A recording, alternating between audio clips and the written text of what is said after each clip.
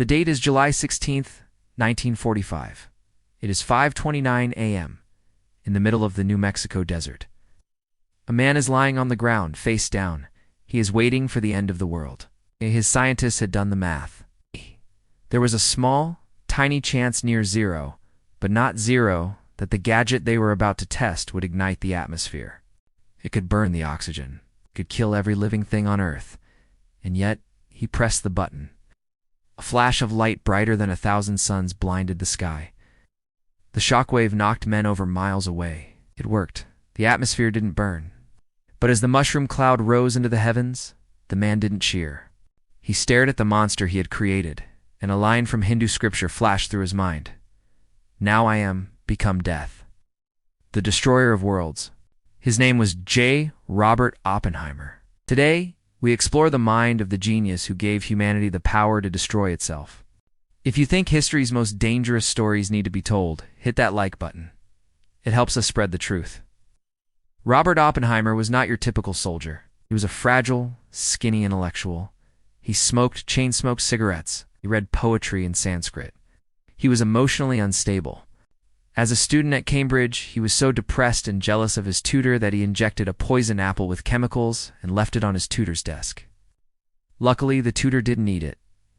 Oppenheimer was almost expelled for attempted murder. It was a mess, but he had a beautiful mind.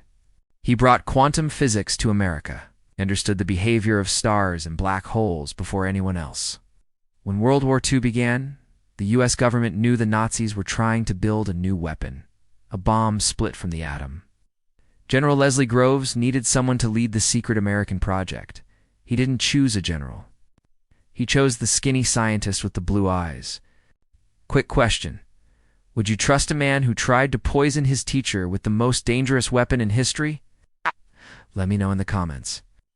Oppenheimer built a secret city in the middle of nowhere, Los Alamos. He gathered the greatest minds on the planet, Nobel Prize winners, geniuses, egos. His job was impossible. Yet to manage thousands of people, keep absolute secrecy, and solve physics problems that didn't have answers yet. The pressure was crushing. They knew if Hitler got the bomb first, the world was over. Oppenheimer aged 10 years in 2 years. He stopped eating. He weighed only 115 pounds. He was running on tobacco and martinis. But he did it. In less than 3 years, they turned a theory into a weapon. But just as they finished, Germany surrendered. The Nazis were beaten. The scientists thought, great, we don't need to use the bomb. But the military had a different target, Japan. If you are enjoying this deep dive into the Manhattan Project, please consider subscribing. We explore the darkest moments of science every week. On August 6, 1945, little boy fell on Hiroshima. 3 days later, fat man fell on Nagasaki. Hundreds of thousands of people were vaporized in an instant. The war ended. Oppenheimer was a national hero. His face was on the cover of Time magazine. He was the father of the atomic bomb, but inside, he was dying.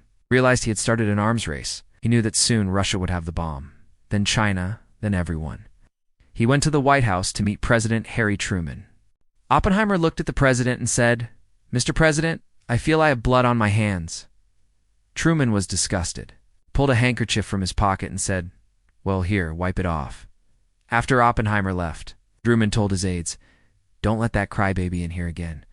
Oppenheimer wanted to ban nuclear weapons. The government wanted to build more. Because Oppenheimer refused to support the hydrogen bomb, a weapon 1,000 times stronger than Hiroshima, the government turned on him. It was the height of the Cold War. Paranoia was everywhere. They accused Oppenheimer of being a communist spy. They dragged him into a security hearing. They humiliated him. Used his personal life, his affairs, and his past against him. They stripped him of his security clearance. The man who gave America the bomb was locked out of the government. He was exiled. He spent the rest of his life on an island, drinking and sailing. A broken man. J. Robert Oppenheimer died of throat cancer at age 62. He was a chain smoker until the end. He left us a complicated legacy. The atomic bomb ended World War II, but it gave us the ability to end humanity. We are still living in the shadow of his invention. Every day we don't blow ourselves up is a good day. So, here's the big debate. Was Oppenheimer a hero who saved lives by ending the war? Or was he a villain for creating a weapon of mass destruction? I want to see your arguments in the comments below. Thanks for watching. Don't forget to like and subscribe, stay curious, and stay safe.